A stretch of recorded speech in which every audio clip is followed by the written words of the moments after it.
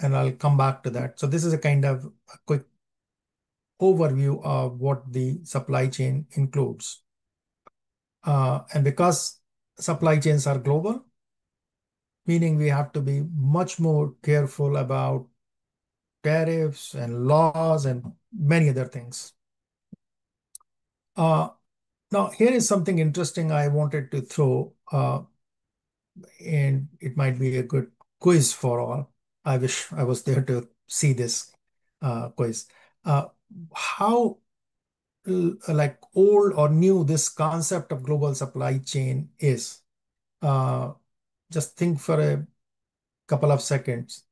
Uh, and the global supply chain, uh, and the term, when did supply chain start? Because many people think supply chain term is very recent. So um, take a guess, put it on your paper or in your head. What do you think is the concept? How old and when did we start using supply chain? So first thing is the concept of supply chain is not new. And when I say not new, from the entire Asian side, the spices were supplied to Europe, and according to Britannica, this trade, spice trade, they are saying India, but in my view, it is from the Asian side, East Asia side. They are saying it is 4,000 years old. Similarly, there was a company, Hudson Bay Company. I think now it is called only Bay. They were Canada's merchant for about 350 plus years old company. They were buying uh, skin and fur, bear and other animals, and moving it to Europe for manufacturing garments, because these skin with fur protects from cold. So this is one of the oldest companies that is still there. The name has changed from Hudson Bay to, I think it is only Bay. And now it is no longer Canadian company. It is owned by some American company.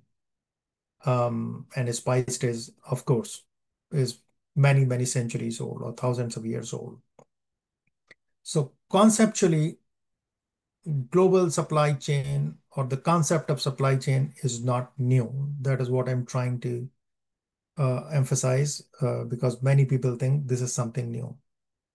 And they are not wrong, because many people have used in their research papers that the term supply chain or supply chain management was first used in 1982.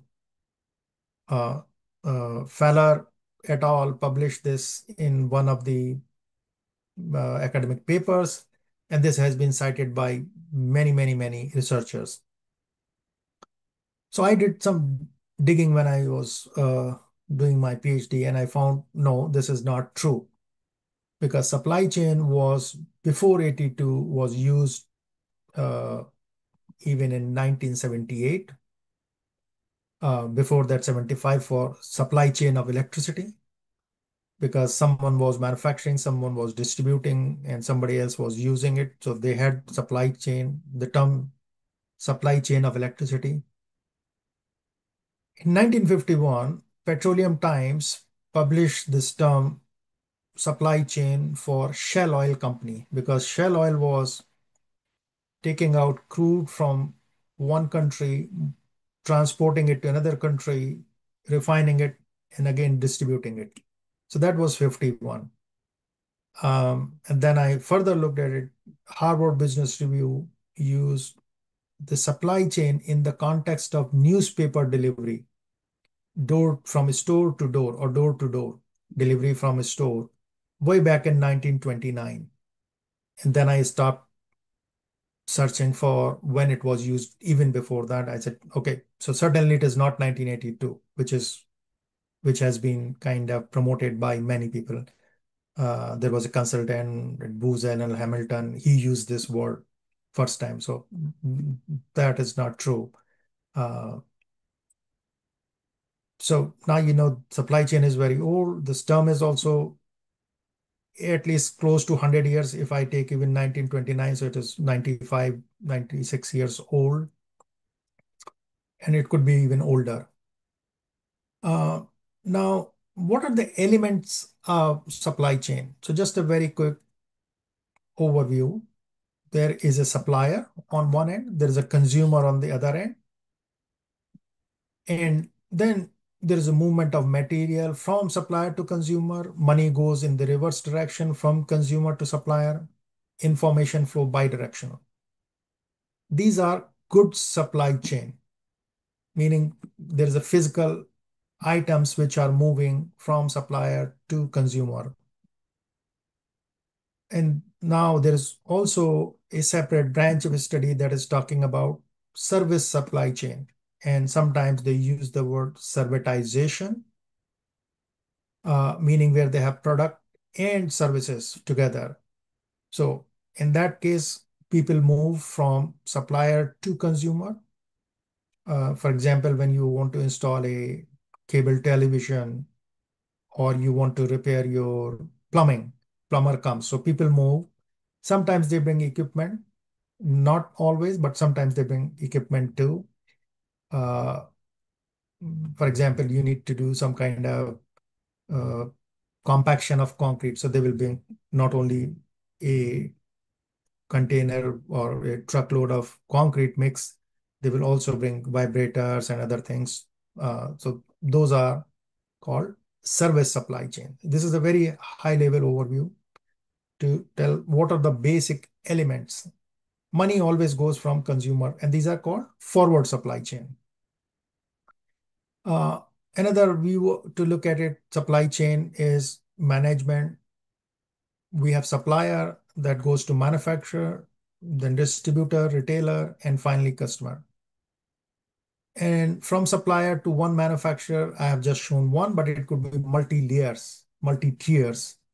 One supplier to another manufacturer, then that becomes supplier to the next manufacturer. It could be 5, 10, 15, like many layers.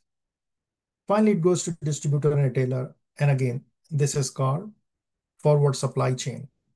When the material moves from supplier to consumer, that is forward supply chain. In rare cases where the material moves in the opposite direction, that is reverse supply chain. And reverse supply chain means it also has reverse logistics. Now think about why would material move in the reverse direction? Warranty failures. It could be product recall, or sometimes consumer do not like a product and they are returning it, so it has to go back. Not necessarily through the same channels, but it can go anywhere in the opposite direction. Do not think that it has to go through the same channels as somebody has bought an item. Uh, a very easy example is in today's world is cell phone. Cell phone, even manufacturers are giving various schemes. You return the cell phone, use cell phone, and they will give you some money. So that is one of the easiest thing which goes back. And this is not by design. This is just something goes wrong, something is not right. That is why we are going. It is not by design. And in between, there are other things. For example, if you are just buying, and I have shown at supplier and manufacturer level, mostly it is at consumer level. Even if a manufacturer is buying something without thinking about, without taking care of from where it is coming, the whole supply chain, planning, uh, forecasting, etc. For example, when we go and buy a pen, a shirt, or a dress, shoe, or eggs, vegetables, we do not care about the whole supply chain. So that is just procurement buying. Supply chain means we are taking care of end to end how the goods are moving, who is controlling it. So supply chain is much bigger than buying. And then there are many other aspects included in the process: packaging, transportation, inventory management, again, storage. at the next stage, packaging, warehousing, etc. All these things are referred as logistics. Uh, just a fun fact, logistics is not, or it was not, a business term first. Logistics is a military term. Logistics was used by army to move troops and the food and the ammunition, etc. So they were expert in moving things, and that is the origin of the term logistics. Now, going back, I mentioned the reverse supply chain is more by accident rather than the desire. Now, if somebody is planning that product should go back, and again, I'm showing to manufacturer, but it can go to retailer, distributor, or even any other supplier. The idea is it is by design going back, and that is what is called closed loop supply chain.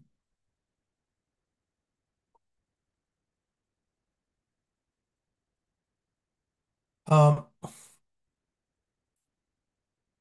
Again, the closed loop supply chain is also not something new.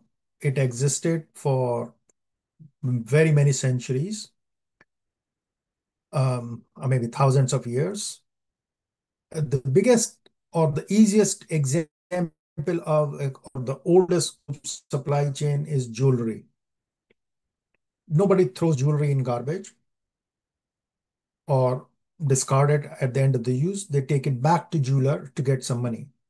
However, you'd be surprised. In North America, people throw jewelry in garbage. Uh, First of all, it is not very high value in terms of 22 carat or 20 carat or 24 carat gold jewelry. It is generally very 10, 8, 12 carat gold, but still it has gold. And they just throw it in garbage because the concept of closed loop supply chain and reusing material and taking out that is not very prominent in this part of the world. Another example of closed loop supply chain is cars. People sell the last car, or at the end of its useful life, they sell it, and the dealer or the old car buyers will take out parts and reuse it. In the more recent times, all the office machines, photocopiers, the cartridges are sent back to manufacturer. And when you buy a new cartridge, at least here in America and Canada, they will give you a free box and a label for shipping. So cost of returning is included in the cost of buying a new cartridge. So you ship it back and they reuse it. And most of the manufacturers have started, at least for big office machines, they have stopped selling. They only lease it. And depending on the terms, they will use it, or the buyer will use it for X number of copies or X number of years. And then the manufacturer will take back that machine, refurbish, and sell it to another customer or in secondary markets. So those are closed loop supply chain. So difference between closed loop is by design and reverse supply chain is by accident. The next is little bit global maritime business, how big it is. Today, everything moves via routes or waterways. 80% of global trade is through maritime industry. 80%. Now that's a huge number. Uh, Oil and gas is the number one commodity in the world which is used or traded. So I have excluded that because it may change the numbers dramatically, because that's a huge number. So according to UN Trade, excluding oil and trade in 2023, $2.2 trillion worth of goods other than oil and gas were moved around in the world uh, through global maritime business. Now, global maritime business, meaning it is going from one country to another country. Now, that is also called nowadays blue economy. That's a newer term. When the material is moved using smaller ships or boats within a country, that is referred to as brown water economy. So instead of using railways or trucks or planes, which are very expensive, they use inner waterways. And the next 4 or 5 lines are breakup of 2.2 trillion. Like how much goods have been moved around in the world uh, other than oil and gas in 2023. Now, within this maritime global industry, it is not, uh, there are people, those who are working physically in the shipping area and they offer goods and goods. But about 60%, 59% was in service. So what are services we are talking about?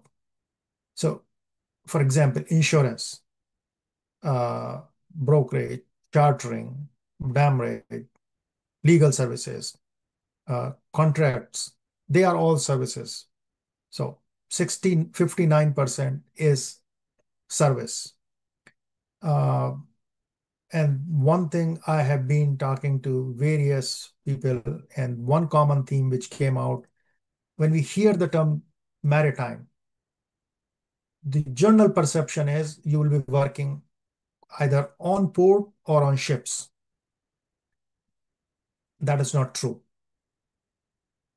Uh, in fact, majority of people, uh, like 600 million jobs worldwide.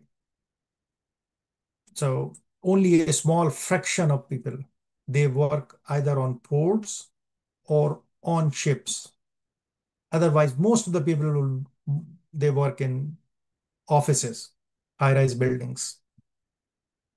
Um, the next is I am talking about where I am located, Houston Port. Okay, it is so Houston Port. It is the fifth largest port in the USA, um, and the data is for 2022. To be precise, I am located at a place called Galveston. Galveston was the first port in the USA, and it was the biggest port, but because of the size of the port, it was not available for expansion, so they moved the port to Houston. But Galveston port is uh, also a the most diversified port. It has cruises, it has uh, bulk, break bulk kind of ships, it has oil tankers, it has containers. So in terms of variety of ships, the Galveston port is number one port in the USA.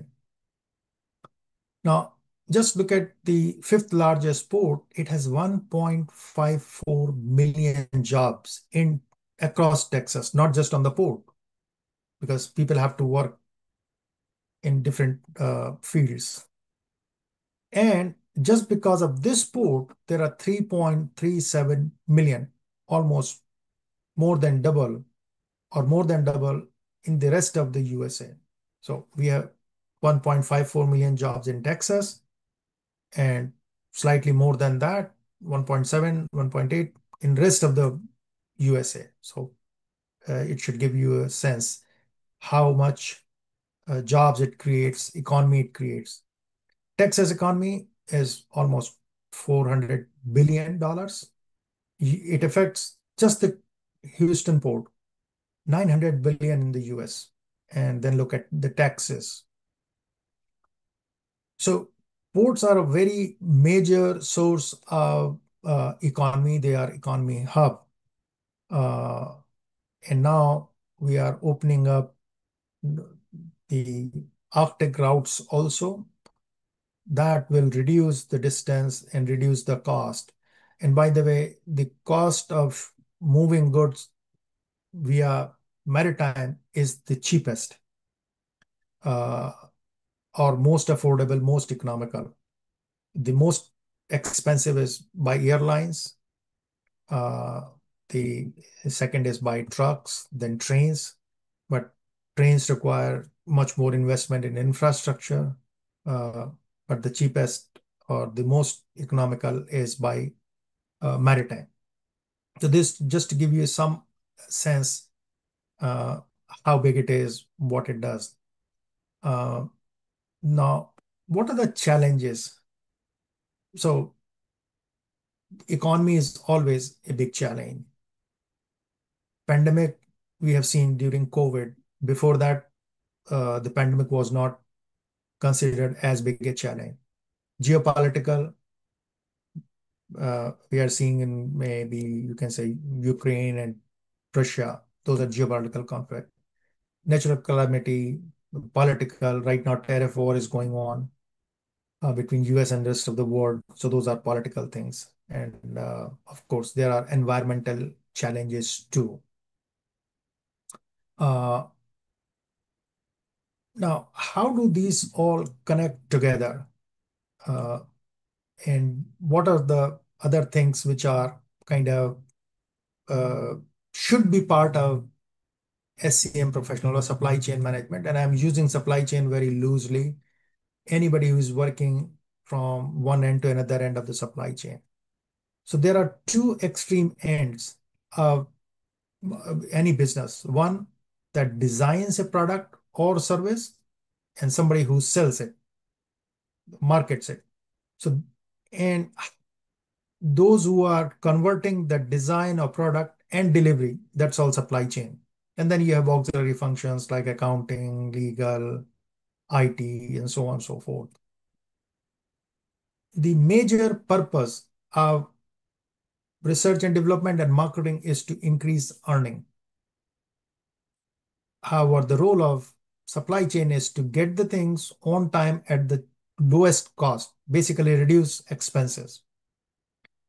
What they are not focusing on, most of the supply chain folks across the world, like there is no exception. I worked in industry and I still work. They do not focus on reducing emission. That is not part of their equations. They do not look at impact on societies because these two things, emissions and societal impact, do not show up anywhere on the balance sheet. So that's a huge challenge. And that is kind of my area of research and passion also. Now, somebody may ask, why even supply chain? Why should anyone care about supply chain? Because supply chain has the biggest cost in this equation, biggest cost. And in manufacturing organization, this is somewhere between 70 and 80% of the entire cost of operations. So that is why it becomes very important to pay attention to these things. Now I'm switching gears, talking about sustainability. So this is the globally accepted definition given by a World Council for Economic Development. The development that meets the needs of the present without compromising the ability of the future generation to meet their own needs. Uh, and this is, what does it mean? We should not consume the natural resources or in such a way that they do not exist for the future generation. We should not be polluting water. We should not be uh, cutting all the trees. We should not be harming the soil and things like that, so that future generations can use it for their own needs. That's a definition. And this translates into the corporate social responsibility, according to Carter and Rogers. They came up with this framework they call triple bottom line of corporate social responsibility.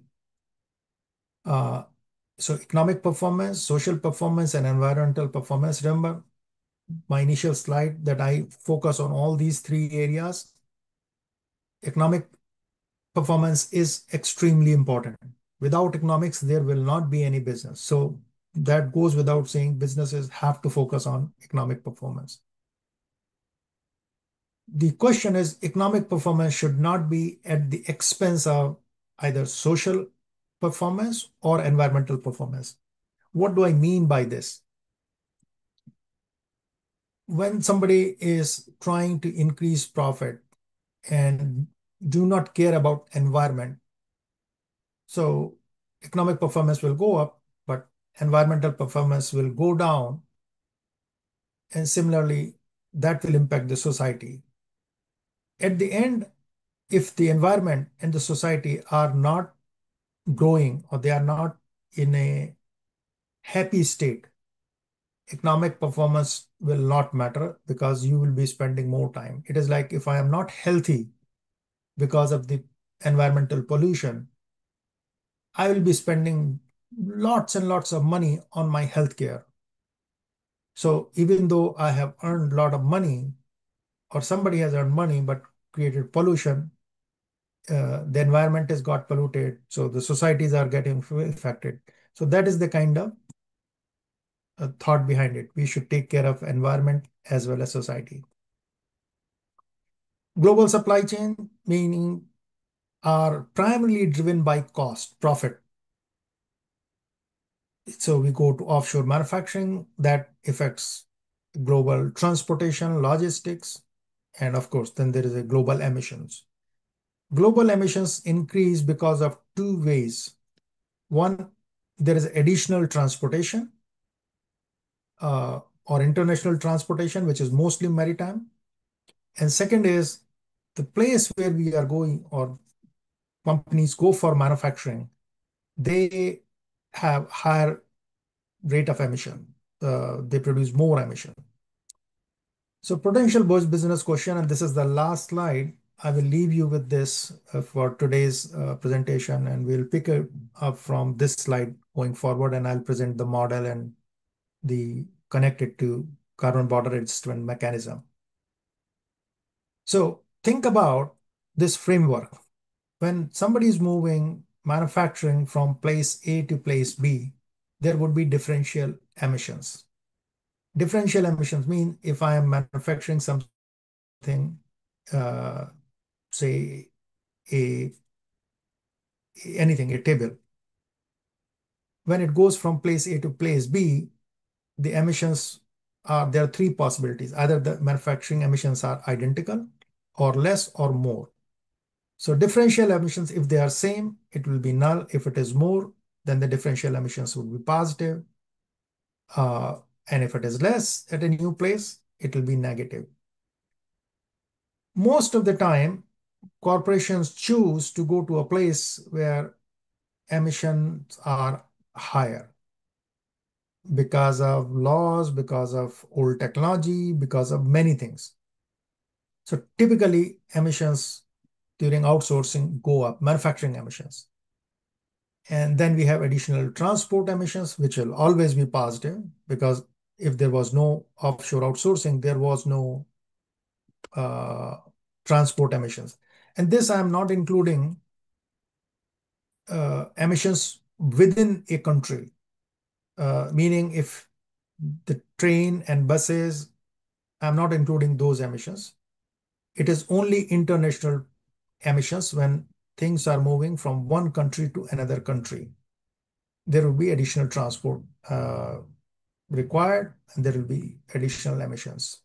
Even though the emissions from ships are the least because ships are getting bigger and bigger and more efficient, but still there will be emissions, additional emissions. And because of the volume, we'll see in next session that these are significant emissions.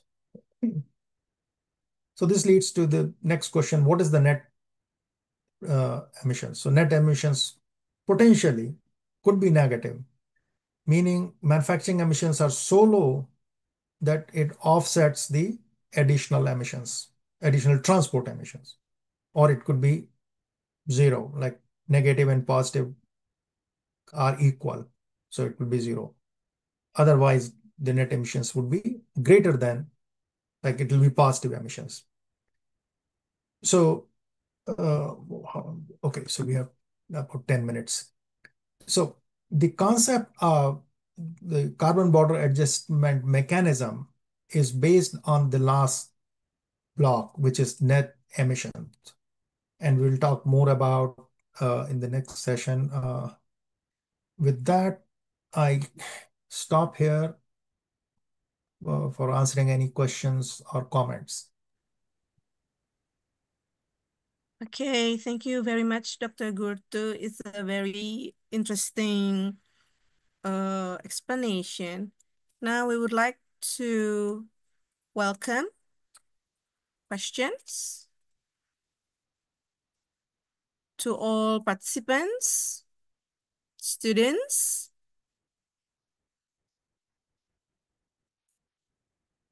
Okay, I think the participants are typing the question right now, Dr. Gurtu, so maybe we will wait. Yeah, Yeah, that's fine. okay. So, talking about the emission and tourism, I can see from your slide that tourism uh, uh, has a very high impact on emissions.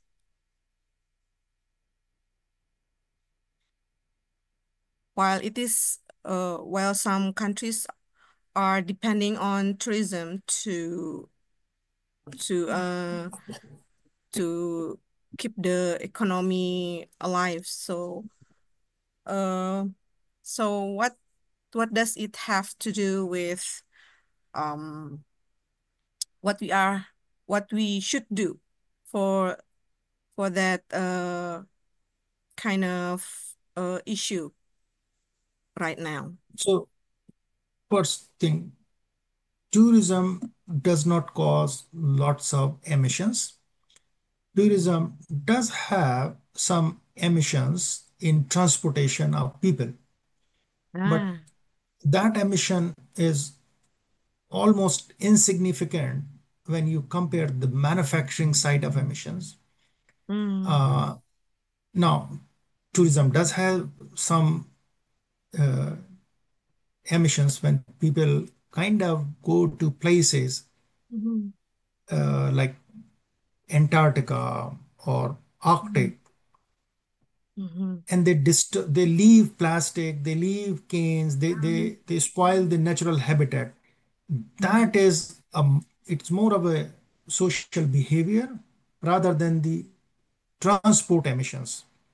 There is Mhm. no manufacturing when people are going, but Mhm. that is a much bigger concern when people visit these places and they leave the used items, particularly plastic, which takes hundreds hundreds of years to Mhm. disintegrate, uh, and it makes a barrier between the rest of the environment and the soil underneath.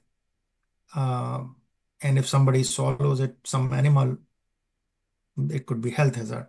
So those are other things which are more concerning for tourism. Tourism per se is not a very high on uh, that causes uh, emissions. Mhm. I see. Okay. Okay, so we are welcoming questions. And one student would like to talk to Dr. Gurtu in person, you can raise your hand.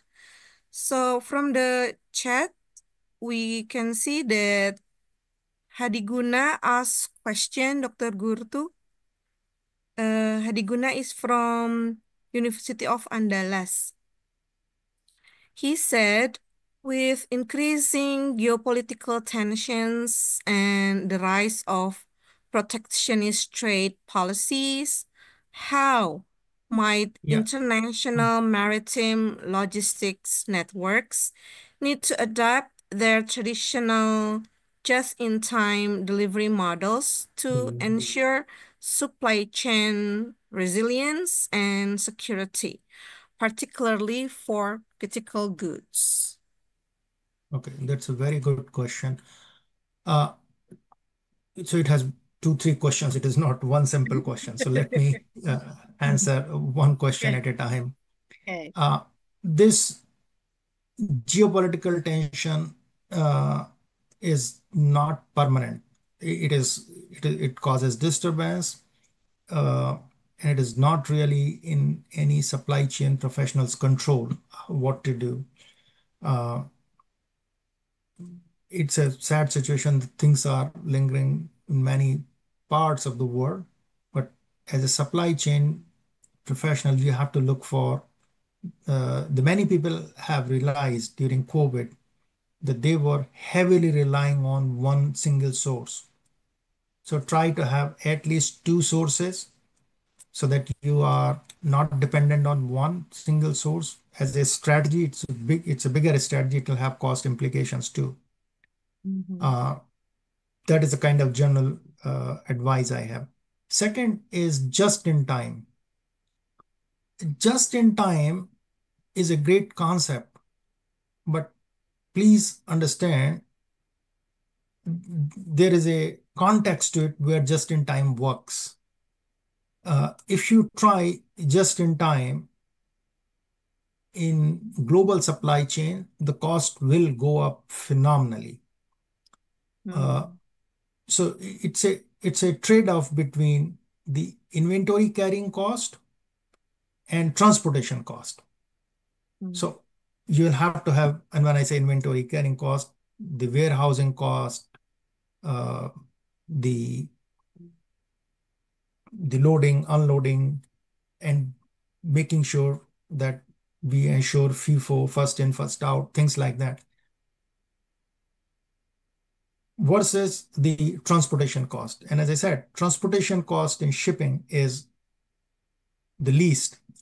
So just in time is should be studied much more carefully. Uh, Not just because it's a great concept, it was used somewhere, some companies have done it, Toyota in particular, or Japan in general, because it's a very small country, they could afford to do it. So think about this concept and its usefulness. It becomes a problem when we pick up a concept without understanding where it is working, the environment and the culture where it is working.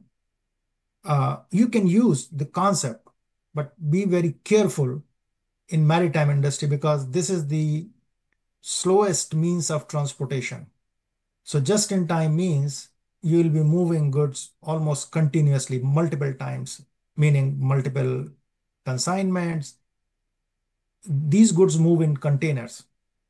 So if you're not moving a full container load, there will be cost, additional cost of even creating the paperwork, even though it is electronics, but somebody needs to create that paperwork. That is a cost. Tracking them, reconciling them, making sure uh, the people receive in time, because in just in time, there are too many uncertainties and you are not able to deliver on time, the production will stop. If it is for manufacturing or if it is for service, the service will stop. So just in time should be used very carefully. Uh, it should be studied as a system rather than the concept. The concept is great. Is it applicable? Eh, how should I explain it? Um,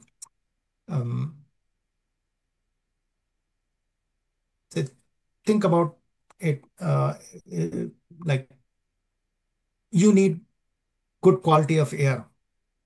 Mm. Do you need the same quality of air what is required in an operation theater? That's a very different kind of quality of air you need where you are doing open heart surgery or a brain surgery. That quality of air, or in a say a standard room where you calibrate, the quality of air is very different. we need quality of air too, but not the same quality of air what is in operation theater or in a standard room. So try to understand uh, as a concept, would it make more sense to your particular situation or not? That is my only caution.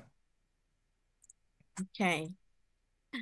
Okay, thank you, Dr. Gurtu. So we have more questions from the students, but before we go on to the next Yeah. question, I would like to remind the faculty members, lecturers, students of ULBI to share tonight's event, tonight's lecture to your social media and let people know that we are having a great materials tonight from Dr. Gurtu. Okay. Okay, now let's go to the second Okay. question So how can from, shipping companies balance profit with environmental responsibility? yeah. So again, very good question. There is a International Maritime Organization. They are constantly working on reducing uh, or improving the efficiency of engines and um, making it much bigger and bigger. Now the bigger ships have about 40,000 containers. Uh, so, and some people even argue the if one of those ships kind of get lost in ship or any kind of accident, it will be about $1 trillion worth of goods they would be carrying. So they are working on reducing the emissions. They are also working on nuclear powered engines. They are also working on hydrogen powered engines. They are trying to reduce emissions. Uh, Now, again, the there is no value to emissions. So when we say profitability, because there is no value to profits, and I'll show you next time, when you assign a value to emissions, suddenly your equations for profitability will change. And that is what carbon border adjustment mechanism is too. So let's leave it for the next session, and hopefully this will answer your question.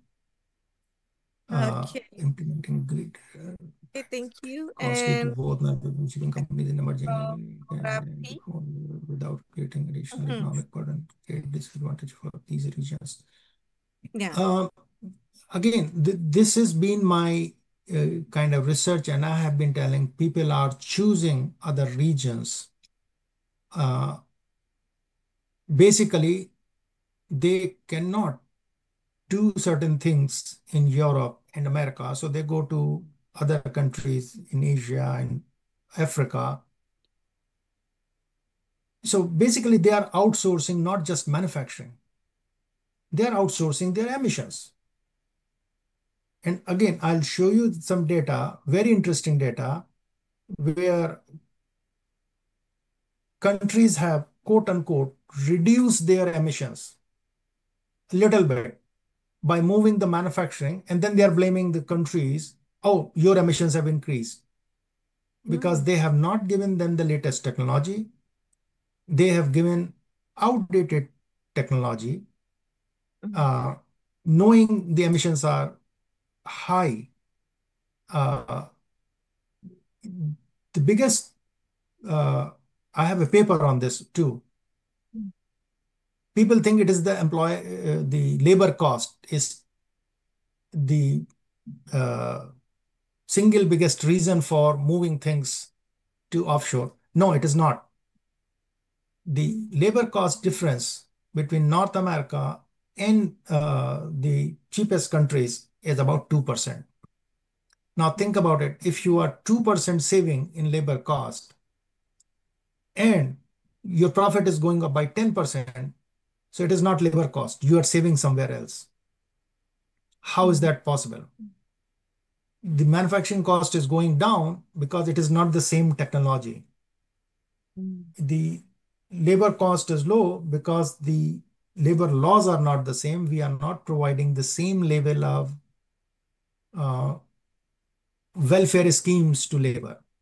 Um, the legal system is very different. Uh, some of you might remember there was a fire in 2011 or 12 in Bangladesh, and there were about 3,500 people died in that fire. And they were all manufacturing for garments for top brands. Nothing happened to any of those corporate brands because they have outsourced everything. Now imagine the same accident taking place anywhere in Europe or in North America. What will happen? They will be bankrupt. They will not exist. So there is a difference in legal system. There is a difference in environmental laws, and that is where they save the biggest money, not by the labor cost. If anybody is interested, send me an email. I will send you the paper. I have the breakup of these costs, the whole framework where the companies make most money. So I think it is in the interest of, to answer this question, the so-called developing nation should take care of the nation. They should not allow others to cause harm to their nation. Invest in greener and cleaner technologies, cleaner energy, so that they are at least moving towards in that area, towards the so-called developed countries.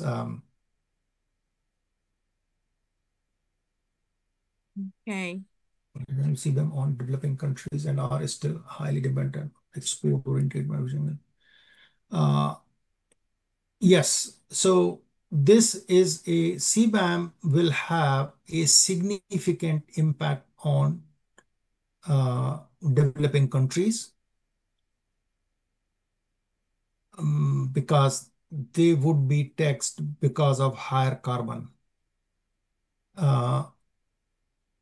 Now, there are multiple ways they might change the way things are done. But one way or the other, their cost of manufacturing will go up. So this will impact them.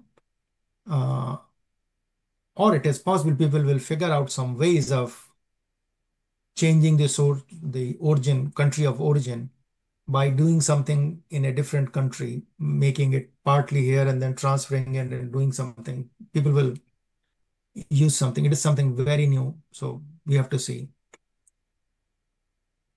Okay. Dr. Gurtu, there is a question before the CBAM Mhm. from TR Dwi Dewi Amelia. Global supply chain significantly in the context of increasingly stringent global emission standard. To what extent can operational efficiency improvements in heavy-duty trucks to the adoption of modern engine technologies and reductions in fuel consumption contribute to achieving zero emission targets in the freight transport sector? And is this approach sufficient as a transitional strategy prior to full implementation of zero emission vehicles technologies? Uh, so heavy duty trucks, it is there. Mm-hmm.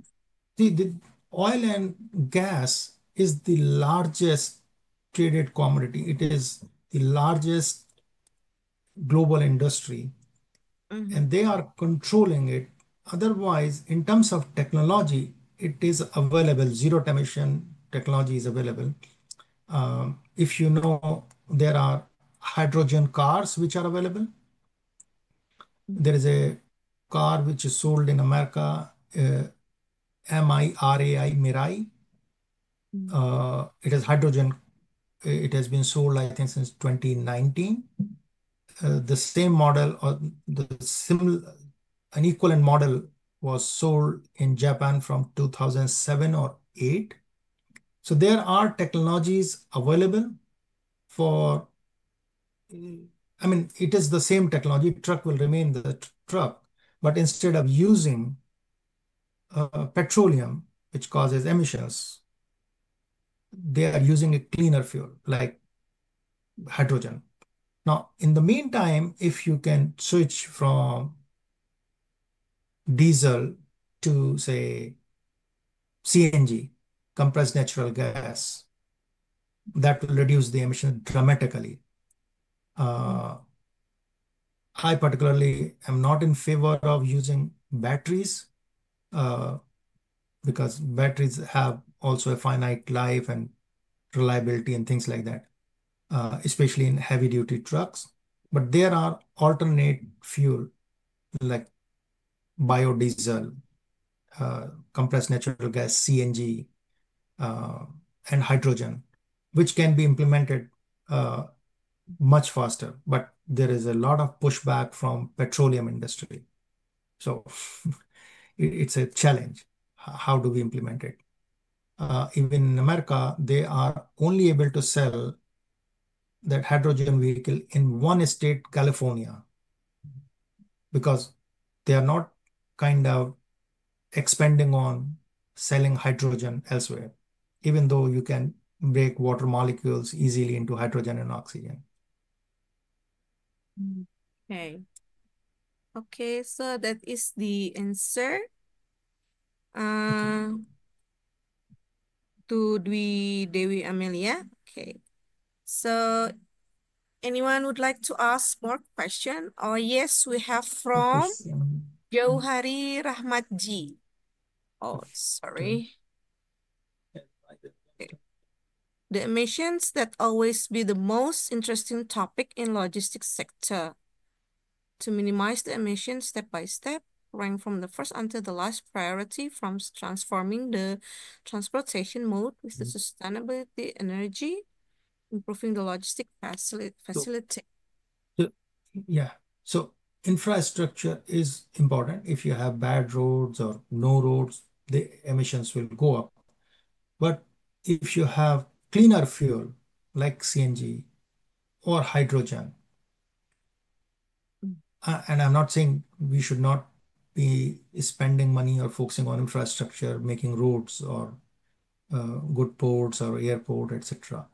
But if you are using cleaner fuel with the same roads, your emission will go down. That is the point. But yes, people should be spending money on infrastructure, improving roads, etc. That is very important. And wherever roads are bad, there is a more damage to your vehicle, accidents, every kind of things. Mhm. Okay, so we are still waiting for more questions. Anyone would like to talk in person with Dr. Gurtu can raise your hand and we will open the mic for you and you can ask a question directly.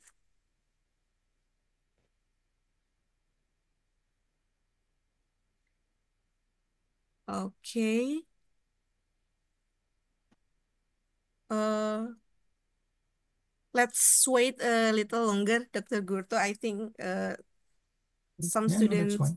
are trying to formulate the questions right now. Okay.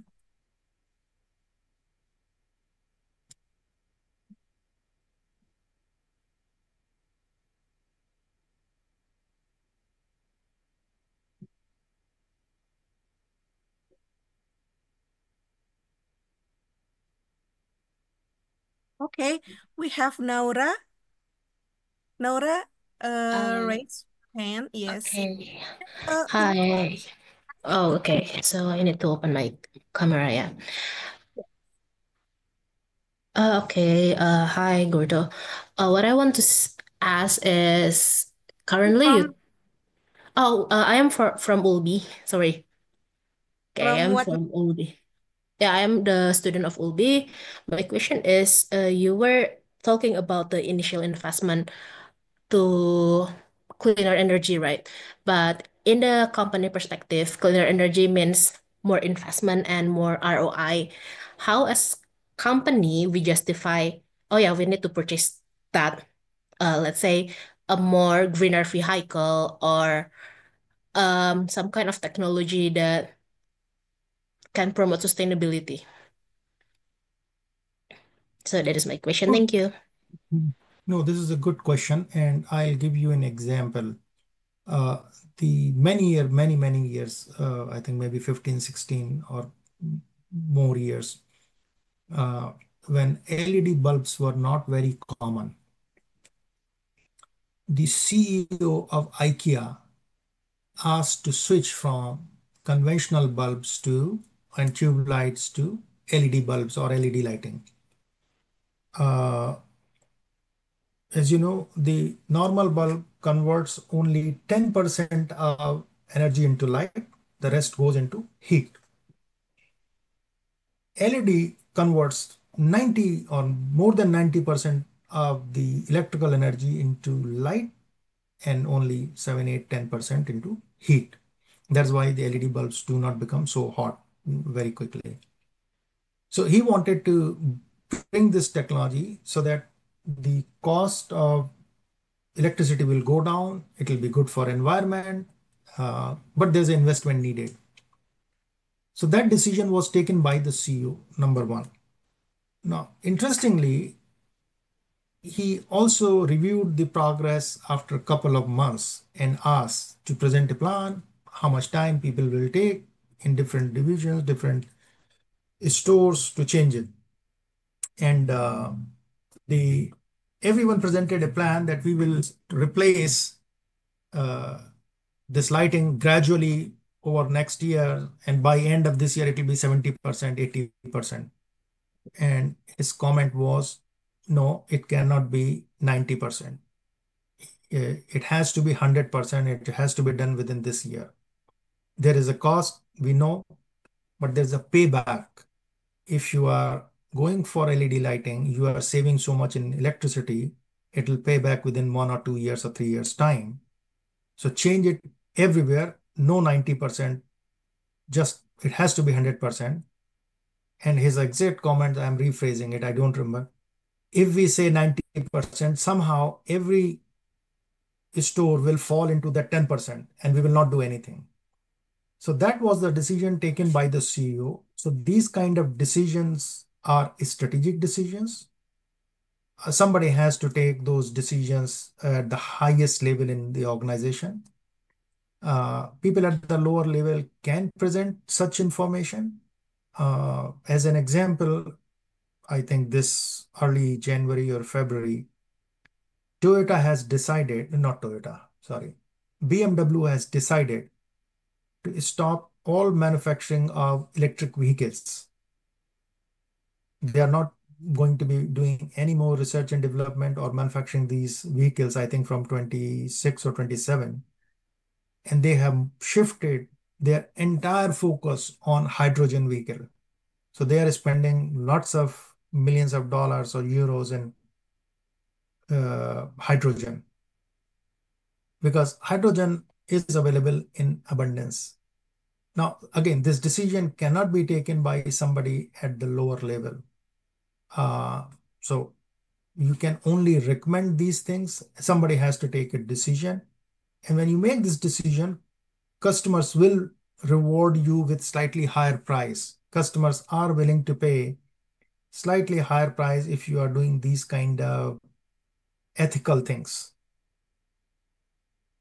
So, but this is a challenge. How do we do this? Especially in an environment where corporate budgets are only for a quarter. People have to present only how much profit I'll make every quarter. So it becomes very challenging. So good question, but there is no easy answer for this. Become a CEO and start in your company. Yes. Okay. Do you have any more question? Oh, okay. Okay, So there is Dr. something on Gurtu, we have more question Yes. from our faculty member, Mhm. Melia Lestiani. She asks, what are the challenges in accurately measuring and attributing maritime transport related carbon emission to final Okay. products and the EU market? So this is also one of my kind of pain point, in the sense, how do we measure? And again, I have published, this is a part of accounting. Manufacturing emissions are in a country, they account for a country. It's simple. When you are moving goods through brown water or trucks or planes or even railways within a country, you can count those emissions for a country. Now, I don't know how many of you know, if a plane, say, goes from Paris to New York or New York to Paris, so emissions after, as soon as they go into international space, those emissions are not counted for either USA or France. They are global emissions, but they are not accounted for any country. The same is true for marine emissions too. As soon as it crosses the, I'm forgetting the right term, the water boundary, it's I think 5 or 10 miles from the coast. As soon as you cross that, you go into international boundary. So international emissions are not attributed to any country. They are global emissions, but not attributed to either the origin country or the destination country. So basically, nobody is responsible for those emissions. So that is the biggest problem in the maritime industry, even for EU. I have written that it should be accounted either from origin or for destination. One way or the other, it should be accounted for, not just the global emissions, but to the best of my knowledge, UN and IMO have not decided anything. I have not checked this very recently if they have changed, but until last year, it was like that. So it is difficult to assign these emissions. Okay. Okay, so I think we have reached to our last question for tonight's lecture, Dr. Gurtu. It's from Imade Arya Bayu. He asks, all of oil and gas ONG companies rely heavily on imported materials and maritime transport, which come with significant embedded and transport-related emissions. Under mechanisms like the US CBAM and EU ETS for shipping, this reality could mean higher costs for the ONG companies. How the oil and gas company need to deal with this issue? So oil and gas, okay, let me put it differently. So not just oil and gas, we do not have a way of knowing how much are the total embedded emissions in each product. For example, there are some energy star ratings. When you buy any product, it says it has so much sugar or so much salt or so much X product. And this was one of my proposals, that we should start writing how much carbon it has so that people can make an informed decision. If I'm buying two similar products, basically I don't know how much is the emission at the product level. So there will be problems if we start writing, but that would be the first point in the correct direction or correcting this behavior. And people are avoiding these things. They are not doing it because whoever starts it, they will have the first mover kind of advantage or disadvantage. So, I mean, this will be a challenge for sure. The solution is we should have some kind of global norms maybe UN, maybe WTO can come up with these norms saying everyone has to do it. If everyone says we have to do it, then everybody has the same playing field. And then people will start improving. Right now, everybody is trying to hide that information. Nobody is trying to share that information. So it is a challenge. Good question, but Yeah. I do not have a answer unless the UN or the World Trade Center uh, or some countries come together and they decide on these things. Okay. So thank you for the questions, all participants. We almost reached the end of our lectures for tonight's Dr. Gurtu. But before that, would you like to make some closing statement? So thank you for having me. This was a very interesting discussion, conversation. People asked some very challenging questions. Uh, I really enjoyed this. I mean, some of these things are very close to me. I'm passionate about these environmental issues and how to address them. And I keep writing these things about reducing environment and not affecting others at the cost of profit, because most of the organizations have the single motivation behind offshore outsourcing was not caring for the people, those who will be involved in manufacturing or global emissions. It was only profit. So companies are single-handedly or single-mindedly driven by the corporate profits rather than um, other aspects like environment, like societies. And when I say environment, it is not just the environmental pollution, the other species, even ecology, like when you go for transportation or tourism, what we do, how does it impact the society, the people, and the other species below water? That is also very important because there's a whole food chain and people are not paying attention to those things. So I'm glad to share some of my thoughts and very happy to know people are also interested in talking about these things on that side of the world. Thank you. Yes. We're also glad to have you here, and we really enjoy your explanations and yeah, open our mind about these emissions, Dr. Gurtu.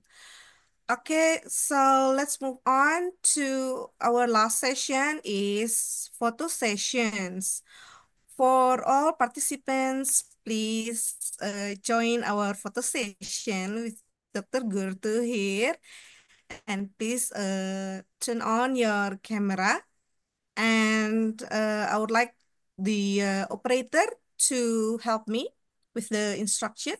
Has everyone opened the camera?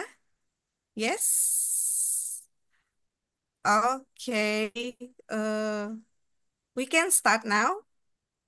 Yes. Okay. There are some students who is still opening their camera. Okay, I think we are ready. Don't forget to smile, everyone. Okay, Mr. Operator, please. Okay, let me just give the instruction. Okay, 1, 2, 3, smile, everyone. Okay, move to the next. Yes. Hello. Hello, everyone. Don't forget to smile. Yes, we still have more people. Okay. Okay, white last screen. Okay, last screen. Thank you. We have more than 200 people Wow. attending this lecture for tonight, Dr. Gurtu. Thank you. Okay, go. Yes. Okay, so uh, this is the end of our tonight's lecture. Thank you to everyone who has participated in today's ULBI Global Lecture. We extend our deep gratitude to Dr. Gurtu for sharing his knowledge and time with us today. It's been a great honor. And to all students and participants, please don't forget to fill in the attendance to get the certificate. Okay, let us continue to support global education and cross-cultural collaboration. Have a wonderful night and have a wonderful day for you, Dr. Gurtu. See you all at our next global lecture, the sixth episode, and ULBI Best Talent, Bright Future. Thank you so much, everyone. Goodbye and see you all again. Good night. Thank you, everyone. Thank you, Dr. Gurtu. Thank you Thank very you, much. Dr. Thank Budiman. you. Yeah. Bye. Bye-bye. Bye. You. Thank you.